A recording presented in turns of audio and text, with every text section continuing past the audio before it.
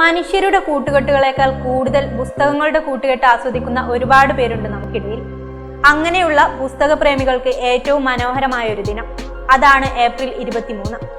ഏറെക്കാലമായി വായന മരിക്കുന്നുവെന്ന വിലാപമുയരുന്ന ഈ കാലത്ത് പുസ്തകങ്ങളെയും സാഹിത്യകാരന്മാരെയും ആദരിക്കാനുള്ള അവസരമാണ് പുസ്തക ദിനം നൽകുന്നത്. വ്യത്യസ്തങ്ങളായ ലോകങ്ങളിലൂടെയുള്ള സഞ്ചാരമാണ് ഓരോ പുസ്തകങ്ങളും വായനക്കാർക്ക് നൽകുന്ന അനുഭവം. വില്യം ഷേക്സ്പിയറിന്റെയും ഗാർസിലാസോ ഡെലാവെഗയുടെയും മിഗ്വാലോ ഡെ സെർവന്റസിന്റെയും ചരമദിനമാണ് പുസ്തക ദിനമായി ആചരിക്കുന്നത്. 1996 യുനെസ്കോ പൊതുസമ്മേളനമാണ് ഏപ്രിൽ 23 ലോക പുസ്തക ദിനമായി ആചരിക്കാൻ നിശ്ചയിക്കുന്നത്. പുസ്തക വിതരണം പ്രോത്സാഹിപ്പിക്കുന്നതിന് ഏറ്റവും ഫലപ്രദമായ മാർഗം പുസ്തക ദിനങ്ങൾ കൊണ്ടാടുകയാണെന്ന് യുനെസ്കോ സമ്മേളനം അന്ന് ആഹ്വാനം ചെയ്തു.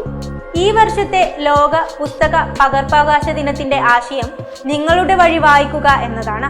വായനയോടുള്ള അഭിനിവേശം വളർത്തിയെടുക്കേണ്ടതിന്റെ പ്രാധാന്യമാണ് ഈ ആശയം ബോധ്യപ്പെടുത്തുന്നത്. പുതിയ കാലം ഈ വായനയുടെ കൂടി കാലമാണ്. പണ്ട് ലൈബ്രറിയിൽ പോയി കഷ്ടപ്പെട്ട് തിരഞ്ഞു പിടിച്ച് വായിച്ചിരുന്ന പുസ്തകങ്ങൾ ഇന്ന് വിരൽത്തുമ്പിലുണ്ട്. ആശയവിനിമയത്തിന്റെ ഉറവിടവും വിജ്ഞാനത്തിലേക്കുള്ള വഴിയും പുസ്തകങ്ങൾ സൃഷ്ടിക്കുന്നു.